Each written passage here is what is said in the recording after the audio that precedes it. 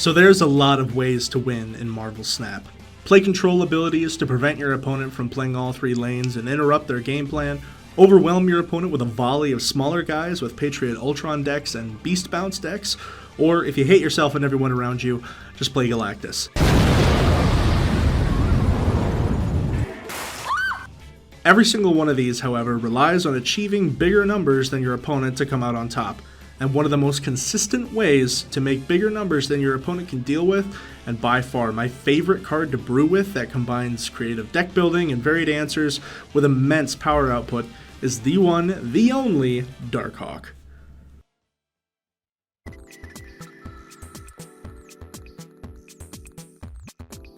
Introduced into the card pool in December 2022, Darkhawk is a 4-cost, 0-power card with an ability that reads Ongoing, plus 2 power for each card in your opponent's deck.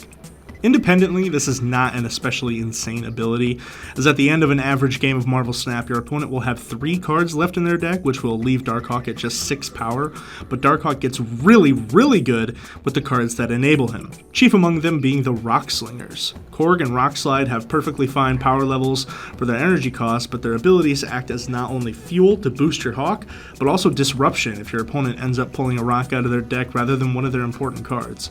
Black Widow is also an honorary Rock Slinger, but she chucks it directly into your opponent's hand with her Widow's Bite and prevents them from drawing for a turn.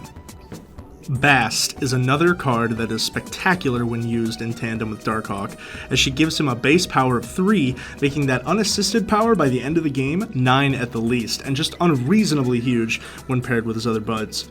This one causes a little bit of friction with Rock Slide and any other cards you might include with a high base power, but the benefit she gives is certainly something to consider. Now, on to deck building. One of the beauties of Darkhawk is that he can be splashed into a variety of different strategies. Since it's so easy to get his power large, you often only need to play 1 or 2 of the previously mentioned enablers to keep him big, and the rest of the deck is free range to do with as you please. There are 2 primary variations on Darkhawk decks that I've been privy to throughout my time with the card, and through my experience, these are easily the strongest.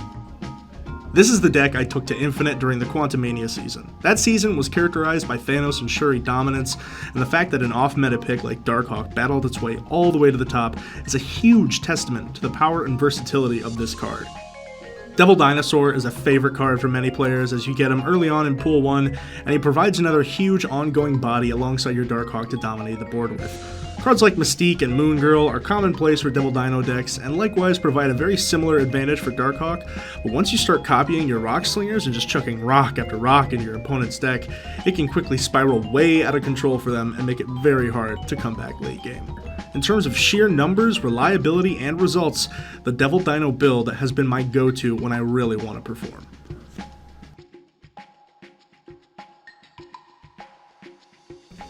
Do you like flooding the board with little fellas that chuck rocks, make demons, and shoot ice beams that bring them all back into your hand so you can do it again? Do you like complex sequencing to make your plays optimal and come out on top through sheer skill? Then the Beast Bounce deck might be for you. This deck leverages the strength of Bast, increasing the power of your little guys as well as your Hawk, but also the recursion abilities of Beast and Falcon to pull your Korg and other 1-cost cards back to your hand to use their abilities again next turn. This is another deck where your interruptions can snowball very quickly depending on how lucky you get with your draws.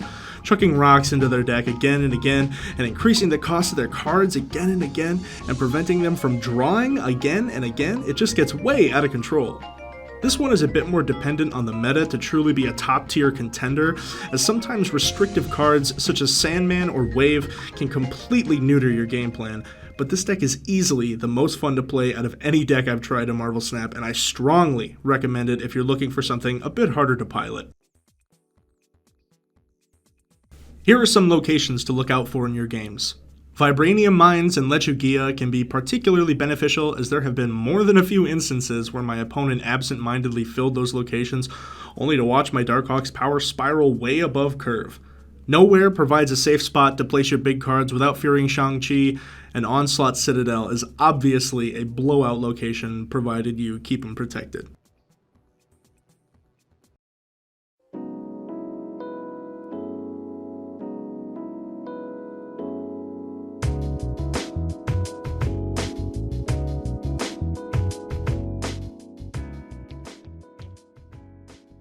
Since Darkhawk's series downgrade made him more accessible, myself and so many others have had a ton of fun deck building around such a versatile and powerful card.